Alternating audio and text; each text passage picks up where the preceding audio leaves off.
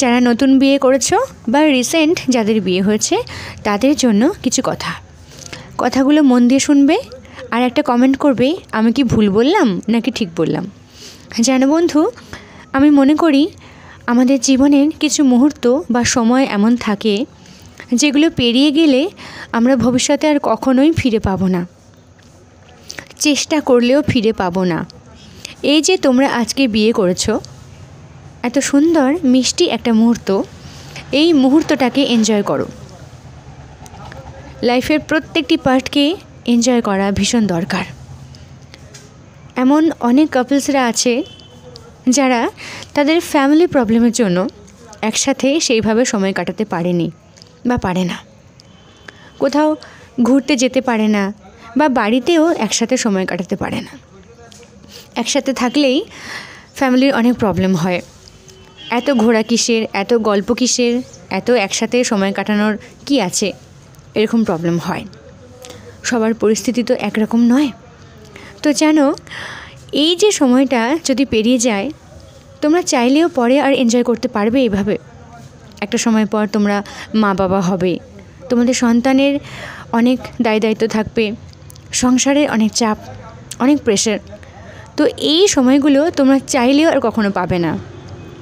কথায় আছে, আনন্দ করার কোনো বয়স হয় না, সময় হয় না। মানুষ চাইলে মৃত্যুর আগের দিন পর্যন্ত কিন্তু এনজয় করতে পারে, ঠিক, এটা ভুল নয়। কিন্তু এই যে এজটা, এটা পেরিয়ে গেলে এটা কি আর ফিরে পাবে? দুজনে একসাথে সময় কাটানোর যে আনন্দ, এটা কখনো ফিরে পাবে না।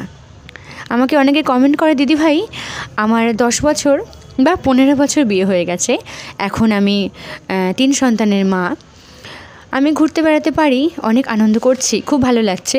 কিন্তু বিশ্বাস করো, একটা সময় ছিল যখন আমরা দুজনে ছিলাম, তখন কিন্তু আমরা আনন্দ করতে পারিনি। আমরা অনেক কঠিন পরিস্থিতির মধ্যে দিয়ে গেছি। তো ওই সময়টা যদি এনজয় করতে পারতাম হয়তো খুব ভালো হতো।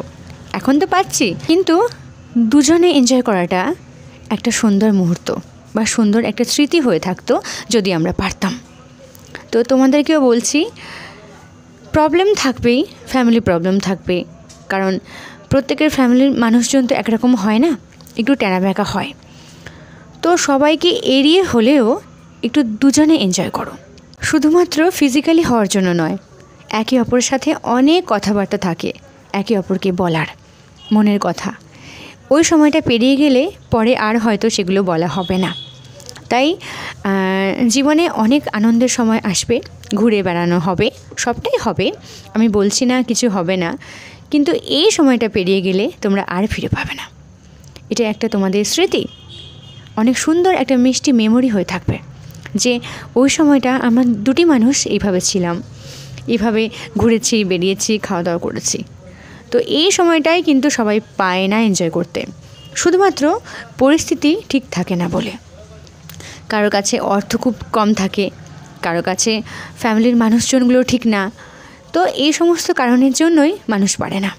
কিন্তু আমি প্রত্যেককে বলবো, চেষ্টা করো, সমস্ত প্রবলেমকে এড়িয়ে একটু চেষ্টা করো একসাথে সময় কাটানোর।